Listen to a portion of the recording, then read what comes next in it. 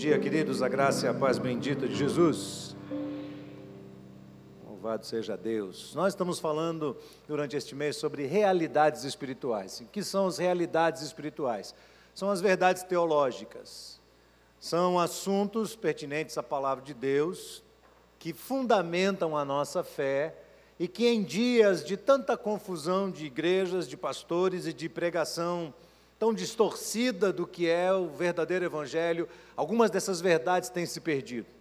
Cristãos têm andado sempre na superficialidade do conhecimento doutrinário, teológico, vivendo sempre em função de experiências pessoais, criando teologia em cima de experiências pessoais, e quando se cria teologia em cima de experiência, torce-se, né? Perde-se o sentido, a gente esvazia o real significado da verdade de Deus. E acredite, o que nos sustenta quando nós passamos pelas tempestades da vida, não é essa teologia que é fragmentada e criada em cima de experiências, mas é sim o firme fundamento da palavra de Deus embaixo dos nossos pés. É a palavra de Deus que não nos permite cair quando nós enfrentamos nossas lutas e dificuldades. Hoje eu quero falar sobre a realidade de Satanás e dos seus agentes. Não é um tema que muitas pessoas gostam de ouvir, mas precisam ouvir. É que nem xarope para tosse, não é? Ou vacina, se você assim preferir, não é? Você tem que tomar, você precisa conhecer. Mas mais do que isso, nós precisamos nos inteirar deste assunto, é um assunto necessário à vida cristã. Acreditem no que eu vou lhe dizer, você pode confirmar depois. Jesus falou muito mais de Satanás e do inferno do que dos anjos e do céu, nos prevenindo de como os agentes do mal podem interferir na nossa história e na nossa experiência. Vamos ler os dois textos aqui. Primeira carta de Pedro, capítulo 5, você certamente já abriu, versos de 8 a 9. Sede sóbrios e vigiai, porque o diabo, vosso adversário, anda em derredor, bramando como leão, buscando a quem possa tragar, ao qual resistir firmes na fé, sabendo que as mesmas aflições se cumprem entre os vossos irmãos no mundo. Efésios capítulo 6, verso 10 em diante. No demais, irmãos meus, fortalecei-vos no Senhor e na força do seu poder. Revesti-vos de toda a armadura de Deus, para que possais estar firmes contra as astutas ciladas de quem?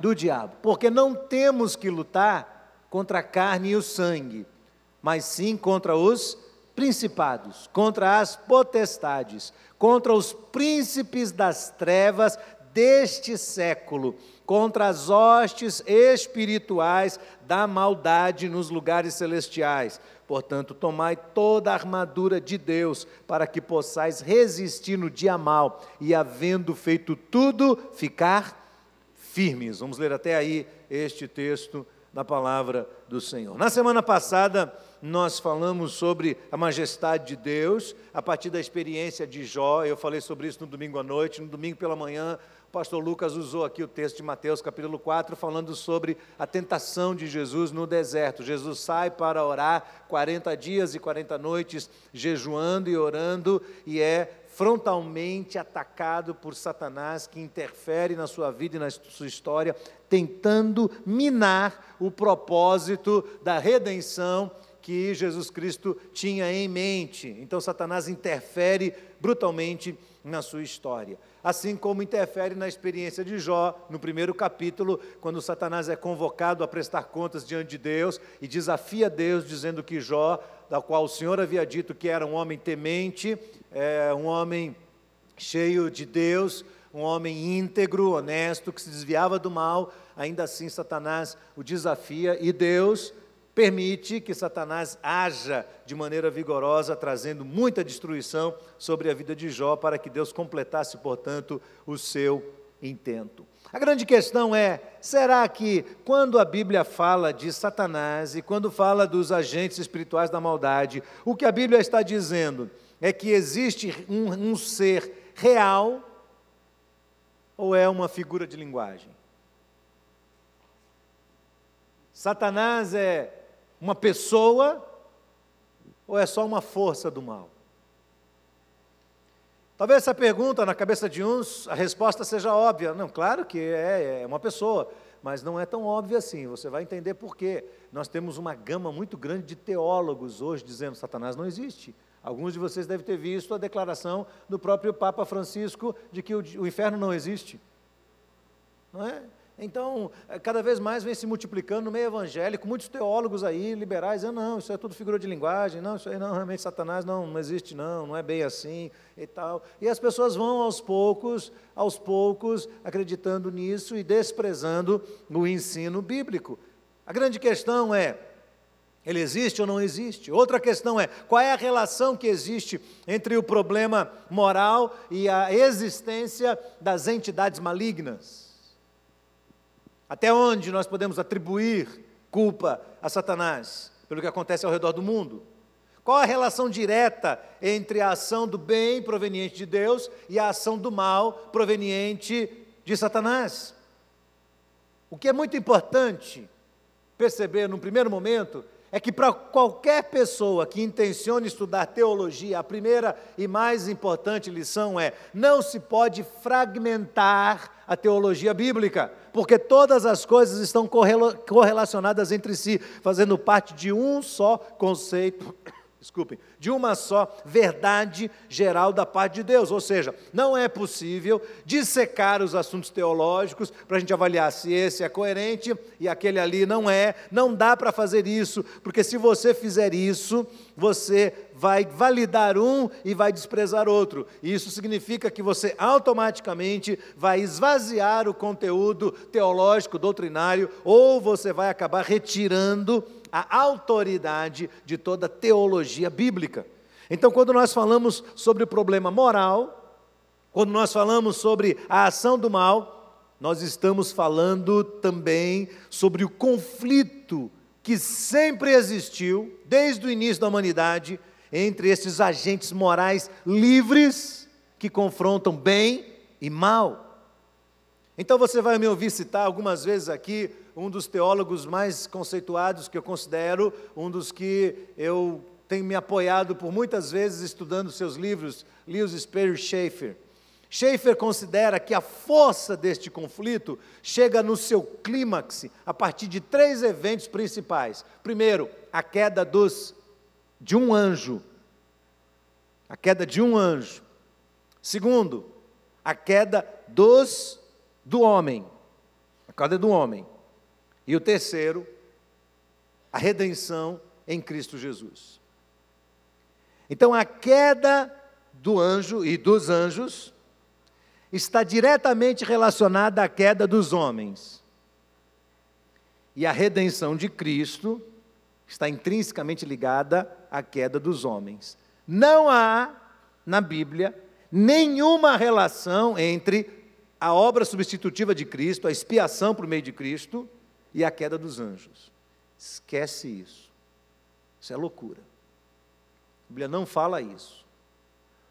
A redenção de Cristo, a obra expiatória de Cristo, acontece em função da queda do homem. E a relação que existe entre a queda de Satanás e dos seus agentes e a queda do homem é que esta segunda foi promovida pela primeira. Mas não há uma relação intrínseca entre a primeira e a terceira. Isso conclui para nós que a origem do mal é clara. Este tema que tem permeado aí a mente de tantos filósofos, tanta gente falando sobre a existência do mal. O que a Bíblia diz é que o mal inicia-se com o erro e a queda de um anjo de luz. E que esta queda, segundo Apocalipse capítulo 12, verso 4, ela é seguida por uma outra multidão de anjos. Obviamente, isso transcende muito o nosso raciocínio humano, limitando qualquer pessoa, qualquer ser humano, de explorar melhor essa questão, mas tendo que acabar admitindo muito do que se fala aqui por meio da fé. Veja o que Chafer diz. Chafer diz: o aspecto metafísico da origem do mal é um problema que os teólogos nunca solucionaram, e com referência a ele, apenas certos aspectos dedutivos podem ser captados pela mente finita. Ou seja, tanto quanto eu e você precisaremos de fé para crer em Cristo e na obra da expiação, precisaremos também de fé para aceitar este ensinamento bíblico sobre os agentes do mal, os anjos caídos, a partir dos elementos bíblicos que vão fundamentar este ensinamento. Com a queda de um anjo, outros anjos caem. Com a queda de outros anjos, há também a queda do homem, e com a queda do homem há todos os desdobramentos morais, éticos, comportamentais e assim por diante. Então vamos lá. O primeiro texto que eu quero ver com os irmãos, terceiro texto, na verdade, é Apocalipse, capítulo 12. Eu vou ler aqui só o verso 7 por enquanto, e esse texto ensina para nós que os seres espirituais apresentados na Bíblia, tanto os santos quanto os caídos, são igualmente chamados de anjos. Então veja aqui o que o texto diz. O texto diz assim: houve batalha no céu, Miguel e os seus anjos batalharam contra o dragão, e batalharam o dragão e os seus anjos. Então há anjos dos dois lados, anjos do bem e anjos do mal. Os anjos do mal, nas Escrituras Sagradas, no Novo Testamento, são chamados de daimones, ou daimonia, de onde nós retiramos a nossa palavra em português, demônios. E na Bíblia só existe um diabolos, um diabo, apenas um deles, e este é considerado como uma espécie de arcanjo dos seres do mal. Ou seja, ele é o maioral entre eles, ele é o líder, o chefe dos anjos caídos. Este ser, nas Escrituras Sagradas, recebe pelo menos 40 designações diferentes. Pode ficar tranquilo, não vou olhar todas elas, mas é pelo menos 40 designações do seu nome, designações que são dadas a ele, se dividindo aí entre títulos descritivos e também nomes próprios. Alguns deles aparecem nesse próprio texto. Eu vou ler o texto todo aqui, uma parte maior desse texto de Apocalipse, capítulo 12, versos 7 e 9. Diz: houve batalha no céu, Miguel e os seus anjos batalharam contra o dragão, e batalharam o dragão e os seus anjos. Mas não prevaleceram, nem mais o seu lugar se achou nos céus.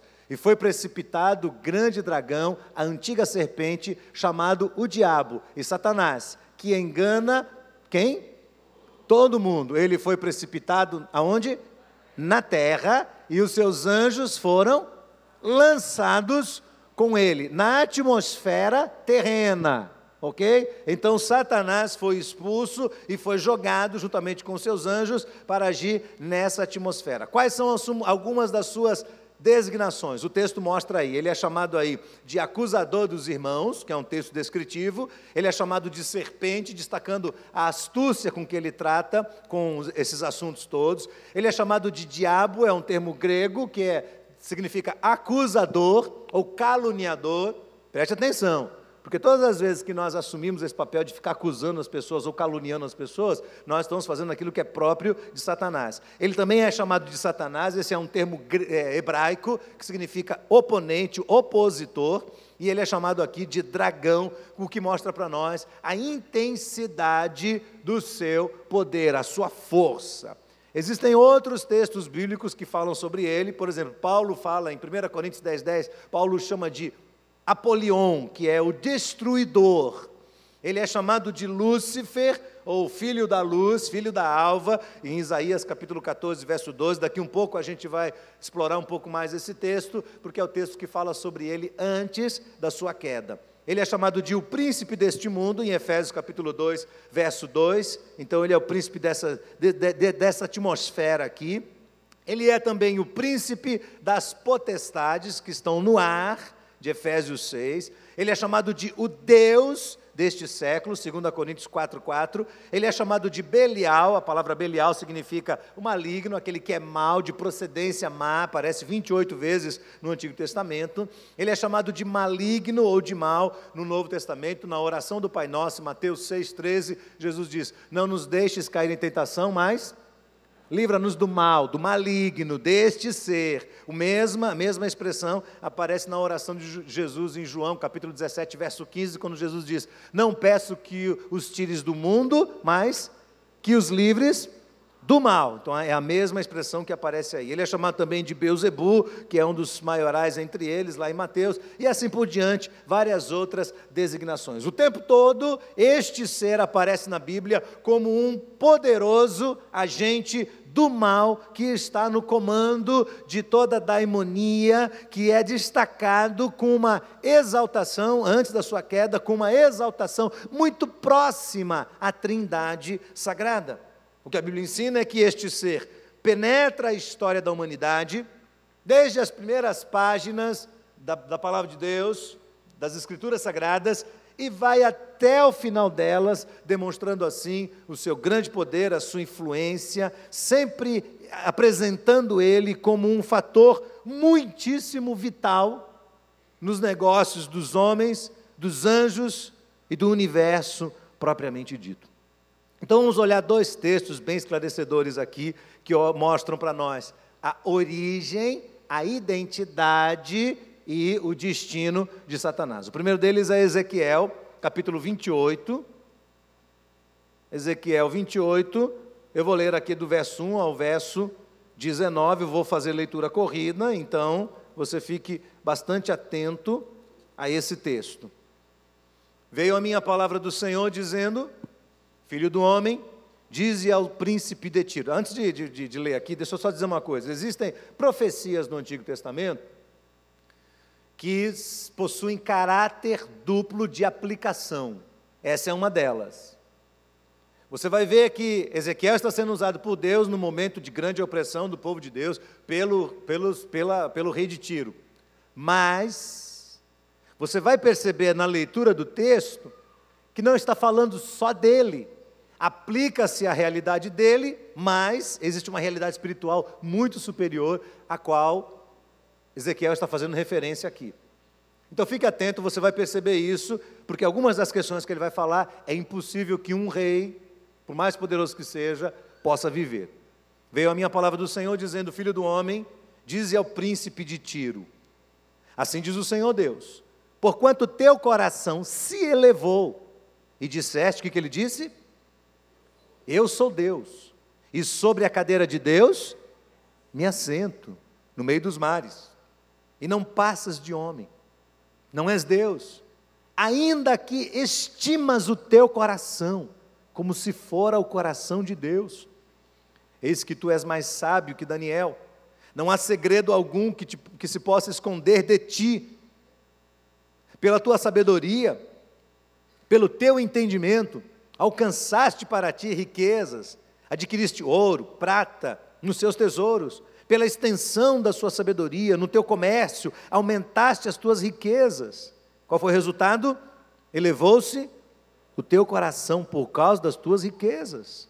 Portanto, assim diz o Senhor Deus, porquanto estimas o teu coração, está adorando a si mesmo, como se fora o coração de Deus. Por isso, eis que eu trarei sobre ti estrangeiros, os mais terríveis dentre as nações, os quais desembainharão suas espadas contra a formosura da tua sabedoria e mancharão o teu resplendor. Eles te farão descer a cova e morrerás da morte dos transpassados no meio dos mares.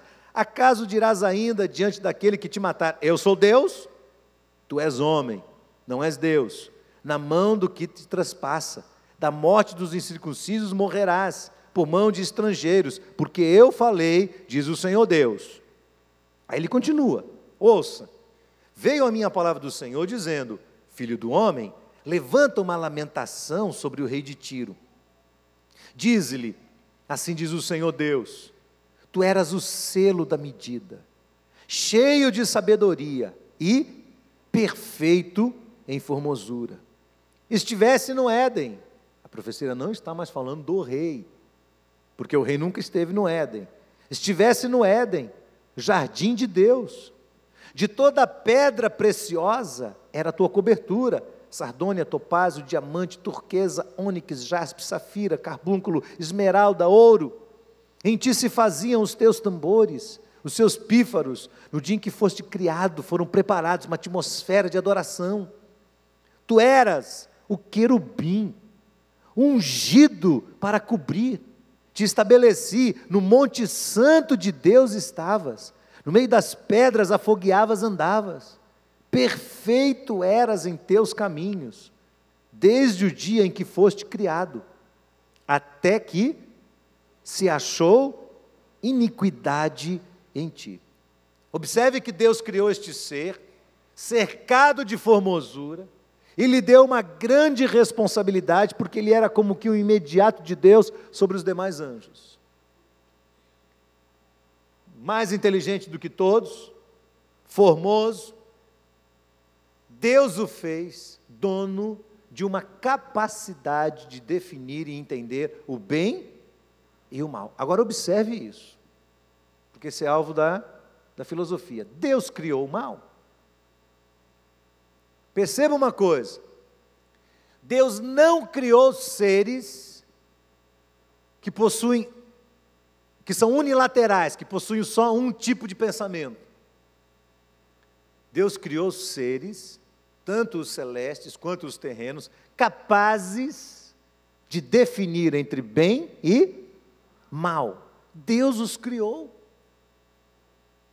Então Deus não criou seres que não pensassem, Deus criou seres que fossem capazes de agir, de entender, de discernir e de escolher entre o que é certo e o que é errado. Este anjo era assim. Você vai dizer, sim, Deus está por cima da criação do mal? Sim, de certa forma, pela sua soberania, claro que está. Mas Deus sabia que esses seres iam cair pela sua presciência? Claro que sabia. Mas ainda assim, Ele o criou? Sim, criou. Por sua vontade, por sua majestade e por sua soberania. E este ser, criado por Deus, pelos seus feitos, começa a exaltar o seu coração. Olha aí a partir do verso 16. Na multiplicação do teu comércio, encheram teu interior de violência, pecaste. Por isso te lancei, profanado, do monte de Deus, e te fiz perecer, ó querubim cobridor, do meio das pedras afogueadas. Elevou-se o teu coração por causa da tua formosura, corrompeste a tua sabedoria por causa do teu resplendor.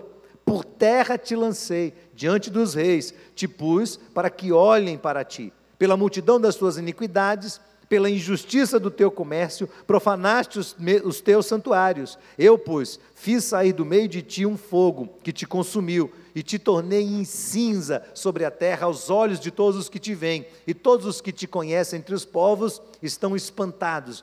De ti, em grande espanto, te tornaste, e nunca mais subsistirás. O texto mostra a criação, o propósito e o destino de Satanás.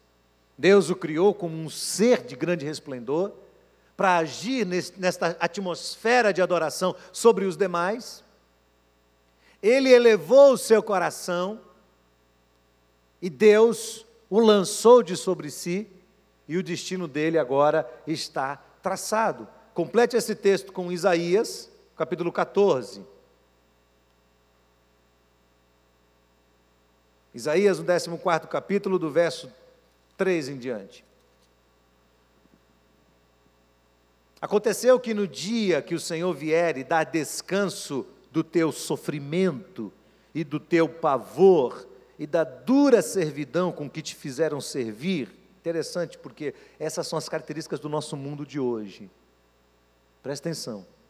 Nós vivemos num mundo onde as pessoas estão cercadas de sofrimento, pavor e escravidão. Vou falar de novo. Sofrimento, pavor e escravidão. É o retrato do ambiente ao redor de nós.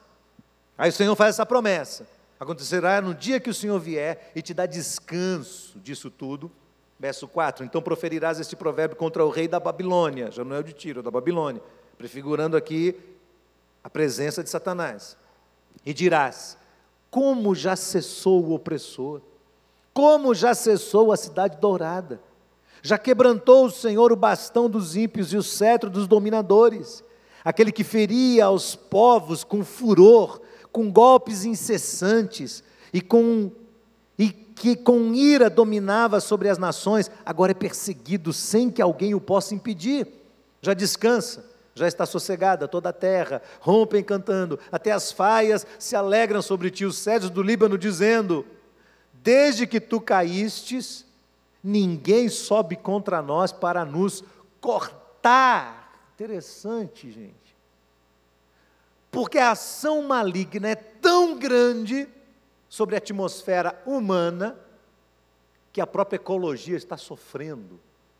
E as árvores estão dizendo: nós não suportamos mais ser cortadas por uma ação do maligno.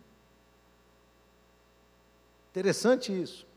O inferno, desde o profundo, se turbou por ti, para te sair ao encontro da tua vinda. Despertou por ti os mortos, todos os chefes da terra, e fez levantar dos seus tronos todos os reis das nações. Estes todos responderão e te dirão: tu também adoeceste, como nós, e foste semelhante a nós. Já foi derrubada na sepultura a tua soberba, com o som das tuas violas, os vermes debaixo de ti se estenderão, os bichos te cobrirão. Ele está falando do destino. Aí ele começa a falar da origem. Como caíste desde o céu, ó Lúcifer, filho da alva. Foi criado para ser um anjo de luz. Como foste cortado por terra, tu que debilitavas as nações. Tu dizias no teu coração, olha a intenção dele: eu subirei ao céu, acima das estrelas de Deus, exaltarei o meu trono, e no monte da congregação me assentarei aos lados do norte, subirei sobre as alturas das nuvens, e serei o quê? Semelhante ao Altíssimo. Olha o propósito dele.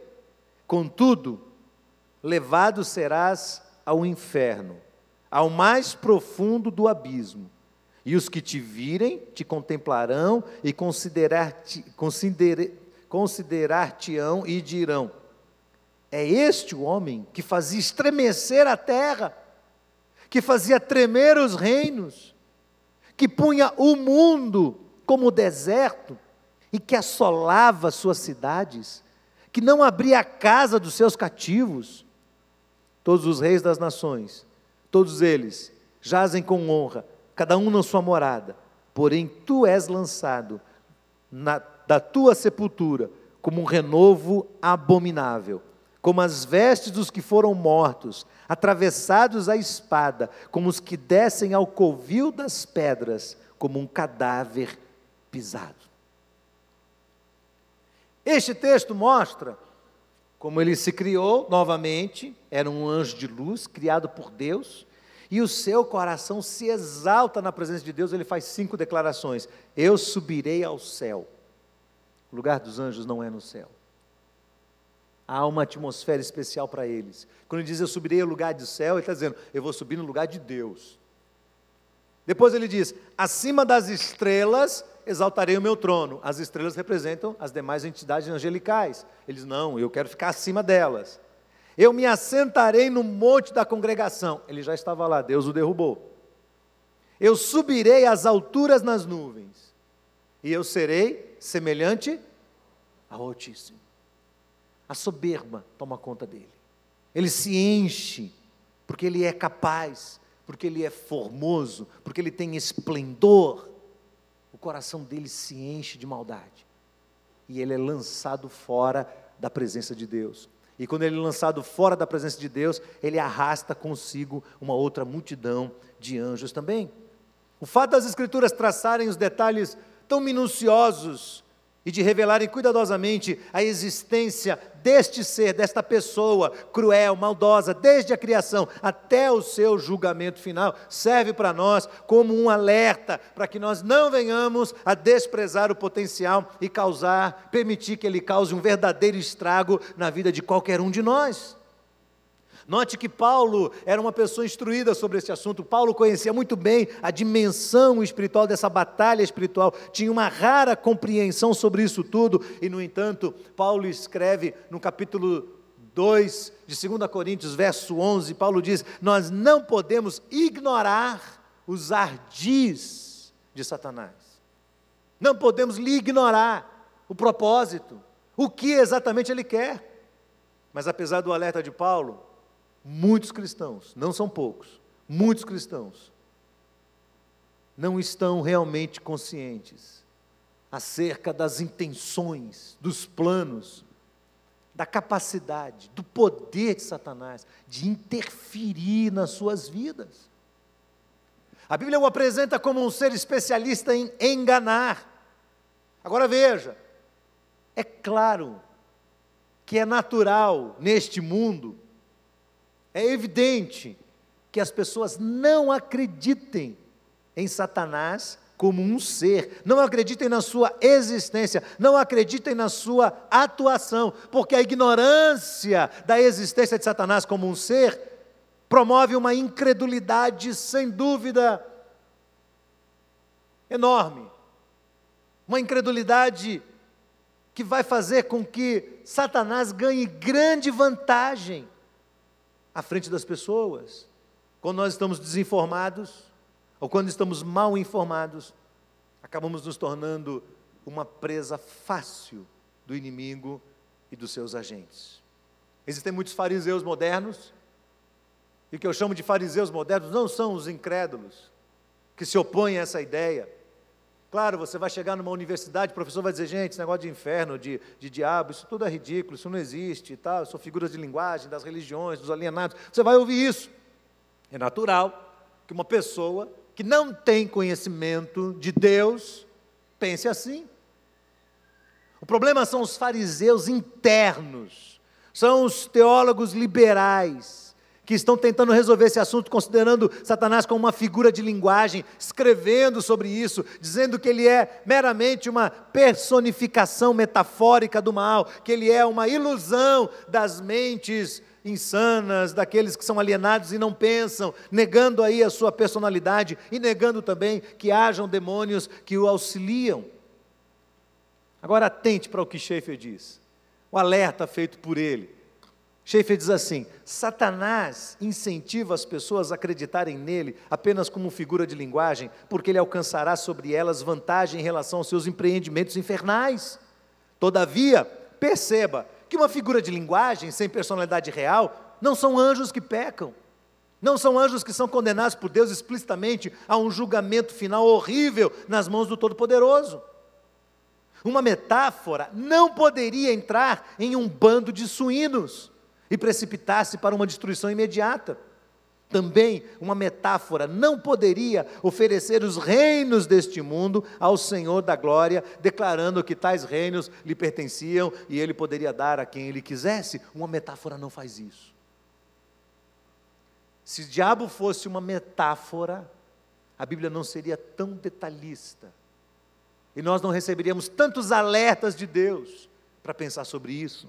Dr. Gerhard falou enfaticamente, a exegese racionalista que atribui a possessões demoníacas a superstição e que transforma os registros do Novo Testamento sobre este tema sombrio em fantasias ilusórias, se for aplicada a todo ensinamento bíblico sobre as coisas invisíveis e sobrenaturais, transformaria todo o mundo espiritual em irrealidade.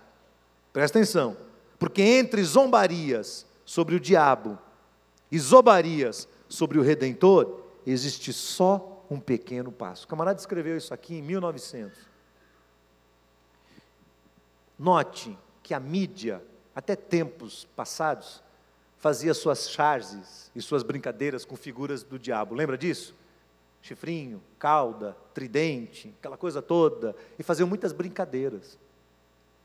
Hoje em dia, eles não brincam mais com o diabo, eles brincam com Jesus Cristo. Você já percebeu isso? Hoje brinca-se na mídia com Jesus. Por quê? Porque quando você atribui uma irrealidade àquilo, você transforma todo o conteúdo do Evangelho também numa fantasia.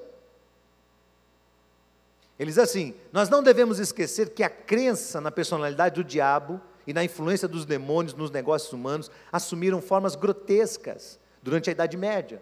Muita coisa errada aconteceu. E que a má interpretação da possessão diabólica levou homens bons a cometer erros de horror.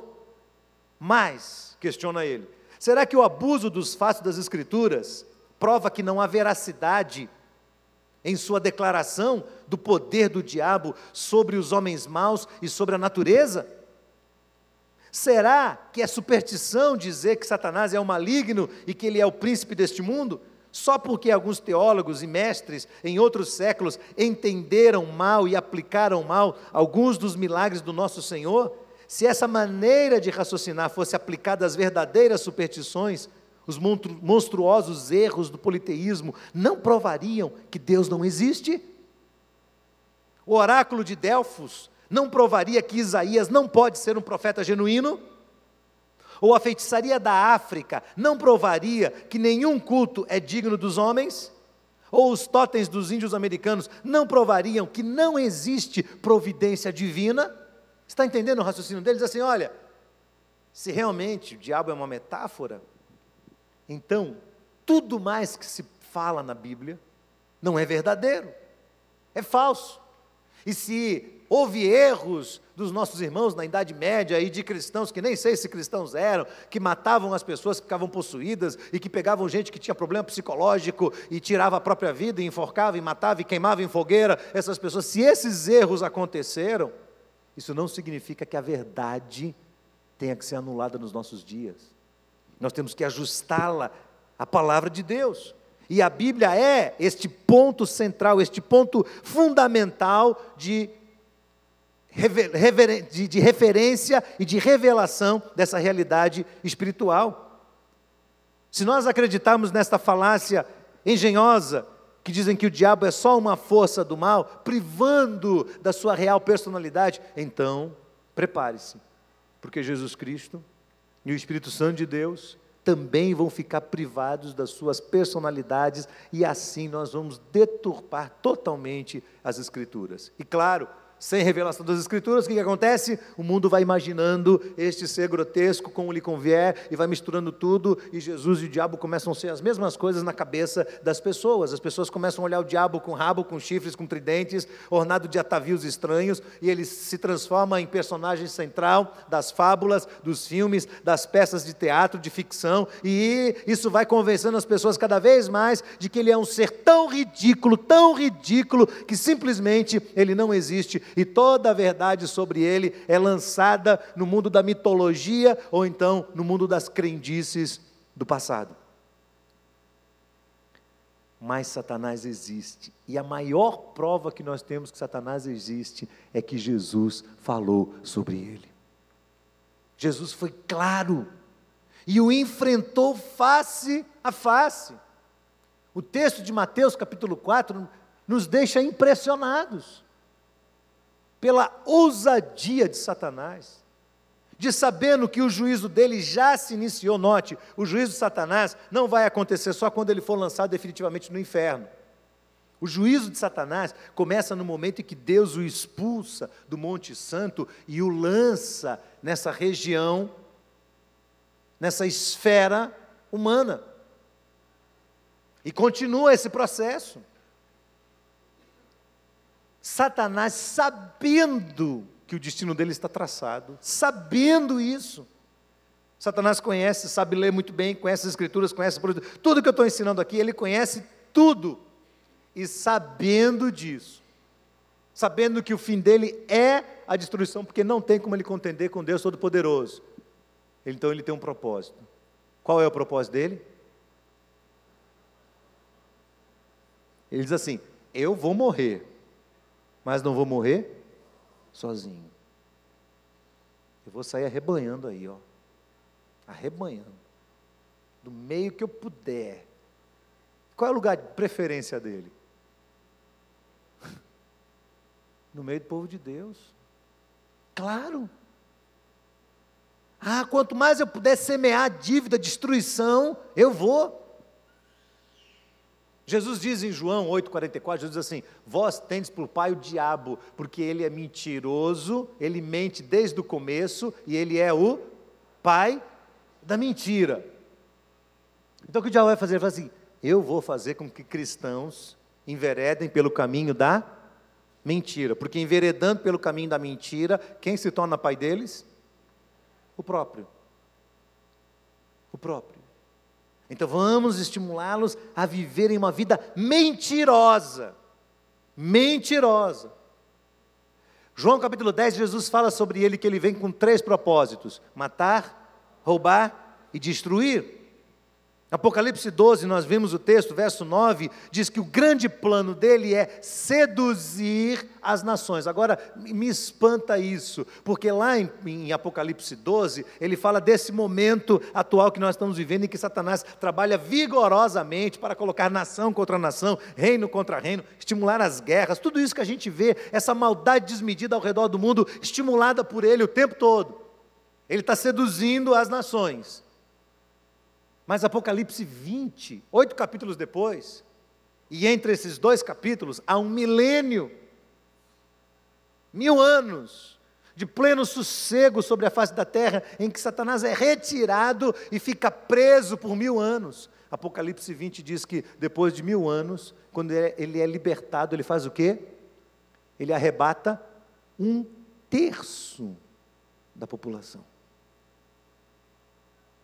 Então esse é o seu papel, ele seduz depois da sua prisão. Um texto está lá em Apocalipse capítulo 20, versos 7 e 8. Mas se você quiser saber também a destruição e o texto que vai fazer o link entre o Antigo e Novo Testamento, é o Apocalipse capítulo 20, que está linkado com o texto de Ezequiel e está linkado com Isaías 14 também. Você pode finalizar isso lendo depois lá na sua casa. Será que Deus criou homens e mulheres para habitarem o inferno? Não. Em Mateus, capítulo 25, verso 41, Jesus diz assim: apartai-vos de mim para o fogo eterno, preparado para o diabo e seus anjos. Para quem o Senhor preparou o inferno? Ele não preparou para homens, nem para mulheres. Se alguém aqui deste salão for habitar o inferno, não é culpa de Deus. Deus não preparou o inferno para nenhum de nós. A Bíblia diz que o Espírito Santo de Deus chora com gemidos inexprimíveis, com angústia, cada vez que uma alma é introduzida ao inferno, porque Deus não preparou o inferno para seres humanos. Todavia, Satanás tem seduzido pessoas e arrastado diante de si, e o tempo todo ele está de posse desse pensamento: eu vou, mas não vou sozinho. Eu vou, mas não vou sozinho. Eu quero encerrar fazendo algumas perguntas rápidas aqui, que as pessoas sempre me fazem. Pastor, uma pessoa, um crente, pode ser possuído por um espírito maligno? Não, não pode. Como é que você sabe disso? Sei disso com base em 1 João capítulo 5, verso 18. Sabemos que todo aquele que é nascido de Deus não vive no pecado, mas o que de Deus é gerado o conserva, e o maligno não lhe toca. O texto está dizendo: olha, quem é gerado de Deus não vive na prática do pecado, mas aquele que é nascido de Deus, que é Jesus, o guarda. E se nós somos guardados por Jesus, a nossa mente foi levada cativa ao conhecimento de Cristo, significa que Satanás não pode mais se apoderar da nossa mente, da nossa faculdade mental. Entenda isso, por favor, porque se 2 senhores habitam o mesmo ambiente, nenhum dos 2, ou pelo menos um dos 2, não é poderoso o suficiente. Provavelmente nenhum dos 2. Não é verdade? Eu boto 2 senhores dentro de uma mesma sala. O mais poderoso iria prevalecer contra o menos poderoso e iria colocar para fora. Então, se Jesus e Satanás podem habitar a mesma mente, Jesus é tão incapaz quanto Satanás. Quando você entrega a sua alma a Cristo Jesus, Ele protege sua mente. Então Satanás não pode habitar, não pode tomar a faculdade mental, não pode possuir uma pessoa que é de Cristo Jesus. Mas os demais textos mostram a ação dele. Satanás pode perturbar uma pessoa? Claro. Pode oprimir um cristão? Claro. Satanás pode levar um cristão a desanimar da sua fé? Sim ou não? Claro. Satanás pode estimular um crente a agir no ímpeto da ira e da raiva? Sim ou não? Sim. Satanás pode fazer um crente agir com egoísmo? Sim. a dividir, a rachar o povo de Deus? Quanta divisão, quantos conflitos no meio da igreja do Senhor acontecem por uma ação demoníaca direta sobre a vida de cristãos. Pessoas que são maduras na fé, que às vezes chegam num ponto de liderar o povo de Deus, mas que começam a rachar entre si, como Miriam e Arão queriam rachar com Moisés. E o Senhor tem que castigar duramente, porque estão se deixando levar. O diabo sabe disso, irmãos, ele é esperto, ele vai estimulando essa divisão entre os irmãos. O texto que nós lemos de 1 Pedro, capítulo 5, verso 8, o texto diz: sede sóbrios e vigilantes, porque o diabo, vosso adversário, anda em derredor, fazendo o quê? Bramando como um leão, buscando a quem possa engolir, tragar. Sim, o diabo age, circunstâncias, ele arquiteta planos, ele ajeita situações, ele coloca um contra o outro, ele faz com que um conflito vire uma guerra, uma rivalidade, um simples conflito de opinião entre dois cristãos, vire uma guerra entre eles. Você acha que os assuntos pelos quais maridos e mulheres brigam são assuntos realmente tão relevantes assim? Não são, mas o diabo sabe o momento exato de agir sobre a vida de um casal para gerar separação e rompimento no meio de uma família. Irmãos, acreditem nisso. Satanás age sobre a vida de pais, Satanás age sobre a vida de filhos para perturbar uma casa e desmontar uma família. Claro, porque o diabo sabe que quando uma pessoa está espiritualmente forte, ela resulta numa família espiritualmente forte, e uma família espiritualmente forte resulta numa igreja forte. Mas famílias fracas resultam no quê? Igrejas fracas. Então o diabo vai frontalmente atacar a sua família. Como não vai? Vai querer sim atacar meus filhos, vai querer atacar minha mulher, vai querer perturbar a nossa mente, e ele vai fazer isso de infinitas formas. Às vezes sugerindo um pensamento, às vezes colocando alguém do lado da gente que vai jogar uma frase, e essa frase é um dardo inflamado do maligno que vem direto na nossa cabeça. Quando eu era bem jovem, minha irmã havia se casado, uma das minhas irmãs havia se casado, e um dia ela falou assim para mim: rapaz, é impressionante como o diabo joga um dardo maligno na cabeça da gente. Ela tinha tido uma discussão lá com o marido dela, e ela saiu para andar na rua e encontrou com uma tia nossa, e essa tia nossa virou para ela, eu acho que essa tia não é cristã, é sério, eu acho que não é. Virou para ela do nada e falou assim: olha, você casou, não foi? Ela disse: casei, tia. Assim, não se esquece de uma coisa: homem nenhum presta. O que homem faz de bem na vida é mulher sofrer. Tchau, foi bom te ver. E a minha irmã ficou com aquilo na cabeça, voltou para casa, olhou para o marido assim.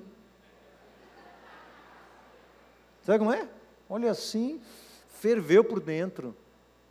E Deus falou: aquilo foi voz de Satanás. Está na sua cabeça. Está na sua cabeça. Dados inflamados no maligno.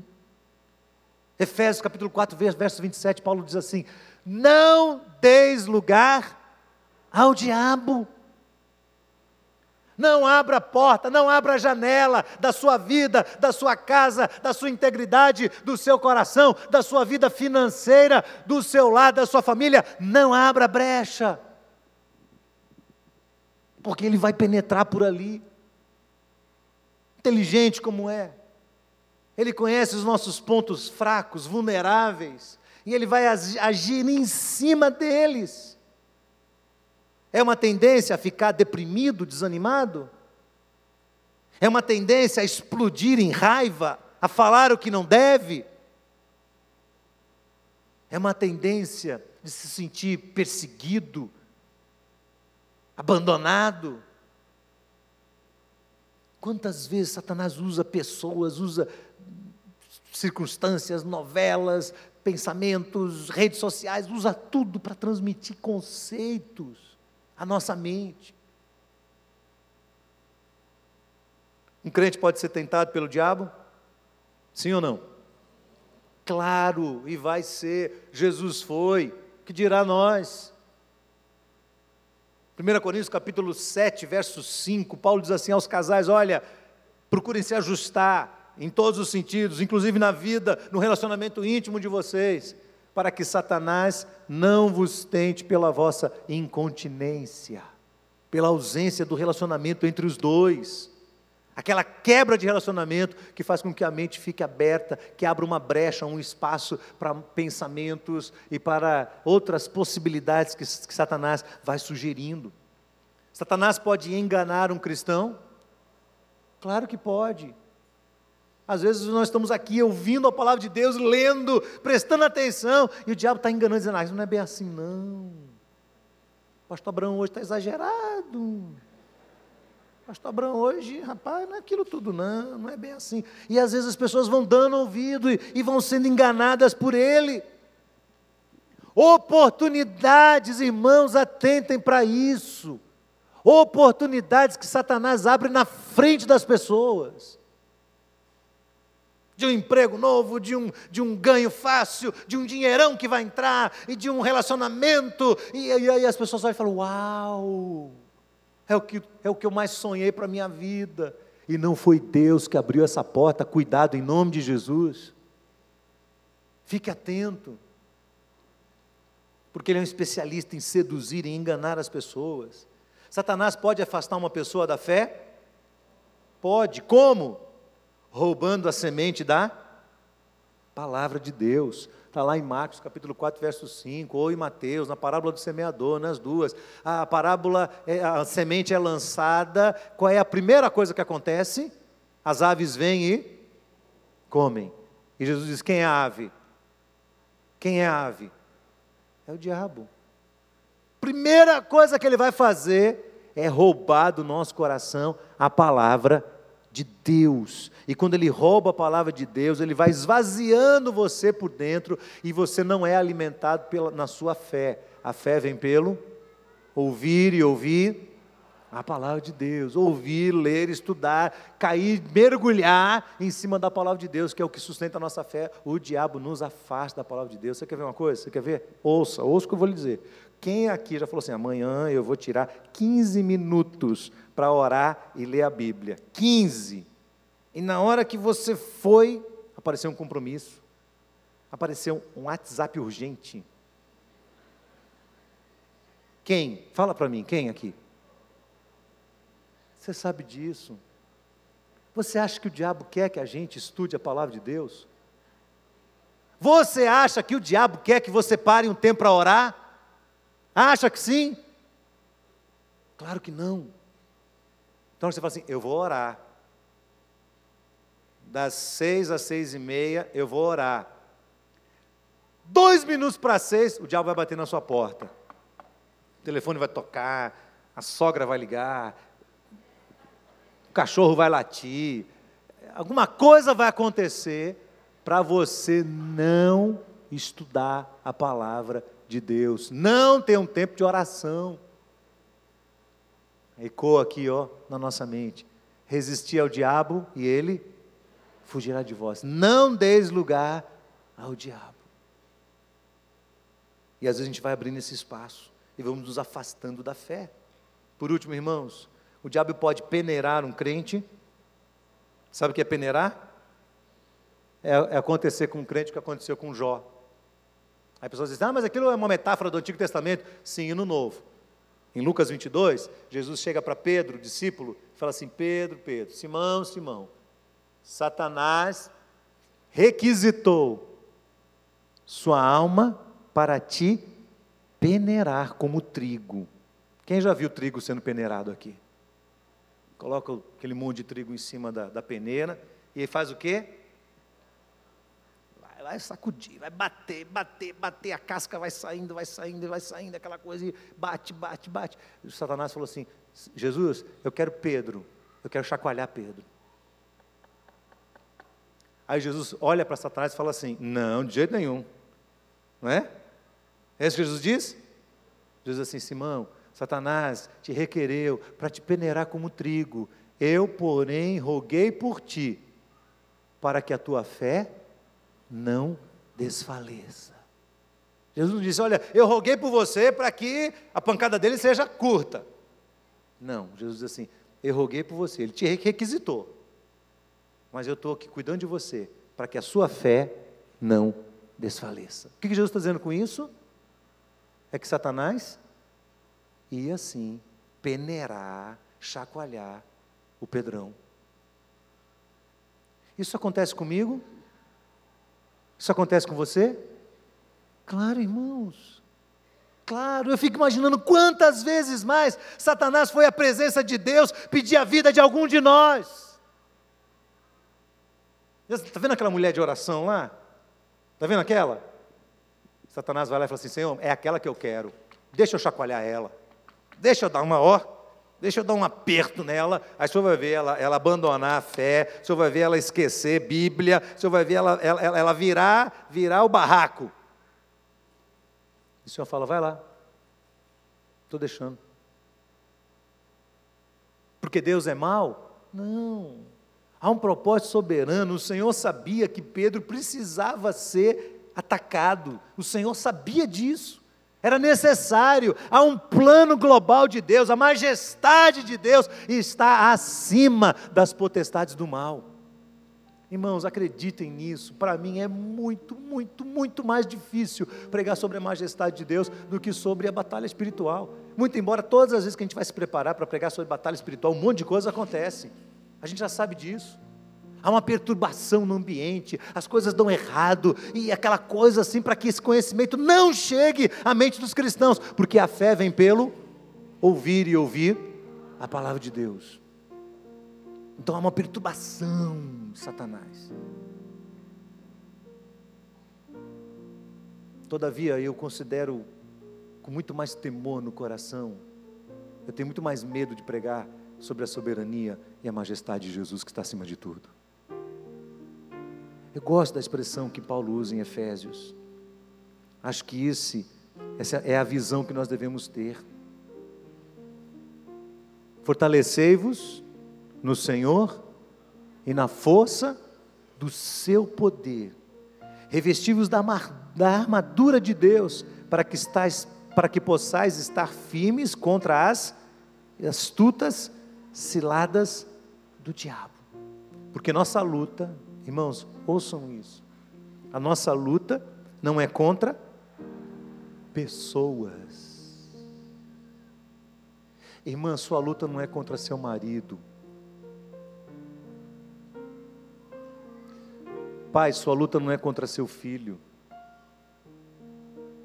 Mãe, a sua luta não é contra sua filha. Filha, a sua luta não é contra seus pais. A luta é contra quem?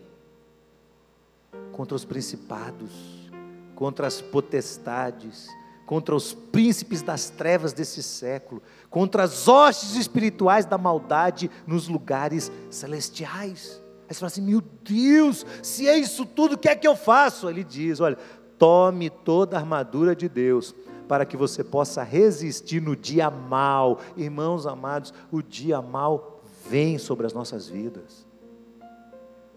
A misericórdia, bens a Deus.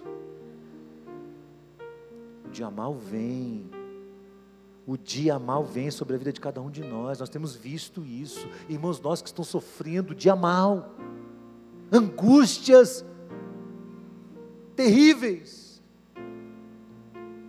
que não dá para entender, não dá para compreender, parte dessa malignidade esparramada ao redor desse mundo terrível, tenebroso, dominado por agentes do mal, que estão por trás de tudo, da TV, da mídia, dos escritos, da história, da moda, de tudo, entidades do mal que dominam a mente de homens e mulheres.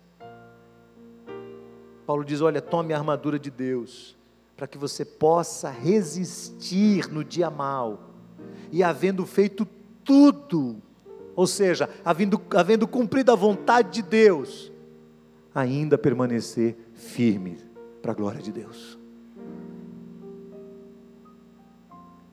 Deus nos faz vitoriosos sobre as entidades do mal. Mas a gente tem que entrar nessa batalha para vencer.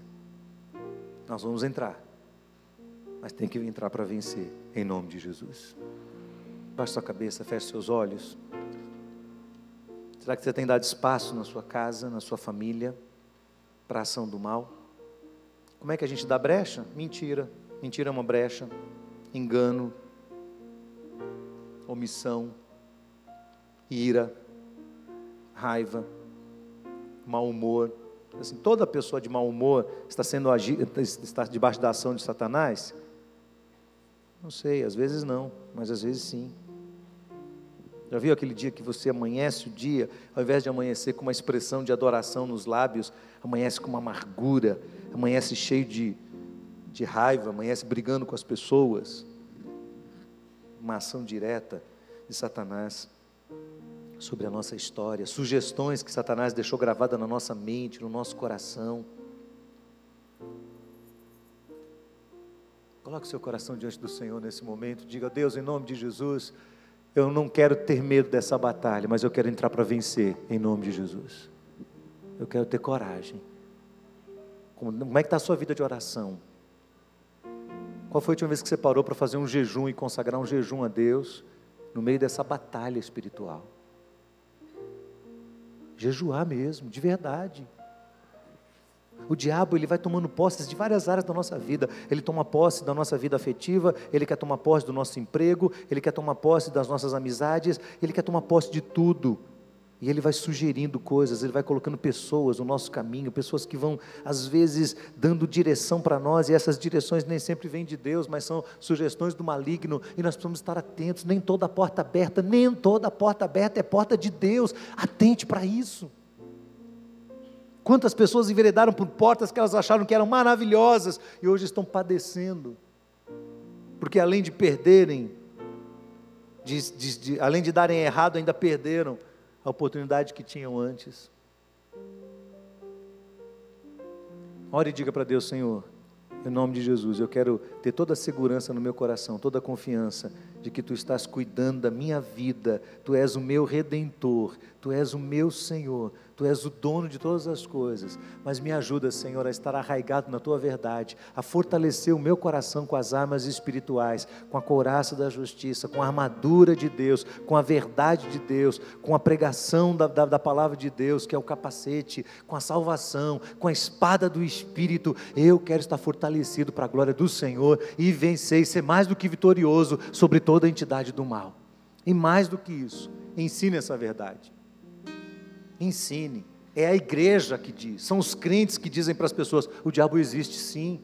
Diga para o seu vizinho, diga para os seus colegas de trabalho. Abre a Bíblia nos textos que nós lemos aqui hoje, pegue os textos um a um, vai estudá-los pessoalmente, depois ensine isso, transmita esse conhecimento, passe isso adiante, ensine seus filhos a realidade do inferno, a realidade de Satanás. Ensine, mostre para eles, porque eles vão ouvir o tempo todo lá fora que isso é mentira, que isso é uma falácia, que isso é uma fábula, é uma ficção. E nós temos que ensinar os nossos filhos. Tem casais que estão aqui separados porque o diabo colocou separação entre os dois, colocou conflitos entre eles. Tem crentes aqui brigando entre si, porque o diabo estimulou divisão entre eles, e eles não entenderam, eles estão arredios, não voltam atrás, estão com o coração endurecido, estão fechados no seu egoísmo, o mesmo egoísmo que habitou o coração de Lúcifer, agora habita o coração de pessoas que dizem: eu não vou voltar atrás, eu não vou pedir perdão, eu não vou, e o seu coração está tomado pelo mesmo sentimento que havia no coração dele lá atrás. Olhe para isso agora e diga: Deus, eu não quero, em nome de Jesus. Eu não quero dar brecha, eu não quero dar espaço. Já basta o estrago que ele fez. Daqui para frente agora, Senhor, eu quero consertar em nome de Jesus. Diga isso para Deus. Obrigado, Senhor Deus e Pai, pela Tua palavra, pela Tua verdade. Esta verdade não volta vazia. Nós a recebemos como verdade do céu ao nosso coração, em nome de Jesus. E humildemente pedimos, Pai querido, que a Tua verdade possa permear a nossa mente e conduzir os nossos passos na direção de fazer aquilo que é certo diante do Senhor. Pai, quantas vezes nós estamos reclamando da nossa vida, de oportunidades que não tivemos, de coisas que não recebemos, das pessoas que fazem isso ou aquilo por nós, e a gente desconsidera toda uma armadilha arquitetada por Satanás, para nos levar ao desânimo, à exaustão espiritual, para que a gente não acredite mais, e a gente não lute com os instrumentos, com as armas desta milícia, as armas espirituais, para vencer essa batalha. Então eu peço ao Senhor, renova a nossa fé hoje em nome de Jesus, fortalece o nosso coração pela Tua palavra, Senhor, protege a nossa mente de toda ação do inferno, protege a nossa casa, a nossa família, as famílias que estão aqui presentes nesse lugar, cerca, Senhor, com Tua graça, com os Teus anjos, e que não tenham medo de enfrentar as hostes espirituais do mal, até que todas elas, uma a uma, tenham batido em retirada e sejam expulsas para a Tua glória, Senhor. Abençoa esta igreja em nome de Jesus, cerca esta igreja com os Teus anjos, cerca-nos, ó Deus, e dá-nos uma mente prudente, atenta às invenções, às fantasias de Satanás, que podem levar um a ficar contra o outro, divisões e confusão no meio do Teu povo, atrapalhando o andamento da Tua igreja, Senhor. Que a Tua igreja continue crescendo para a glória do Teu nome, Senhor, e que não haja impedimentos do Senhor no meio do Teu povo. Nós cremos nisso, Senhor, agradecemos ao Senhor, porque maior é aquele que está em nós do que aquele que está no mundo. Bendito seja o Teu nome, nós oramos e Te agradecemos em nome de Jesus, amém e amém. Deus abençoe, vamos em paz, meus irmãos, para a glória do Senhor, em nome de Jesus.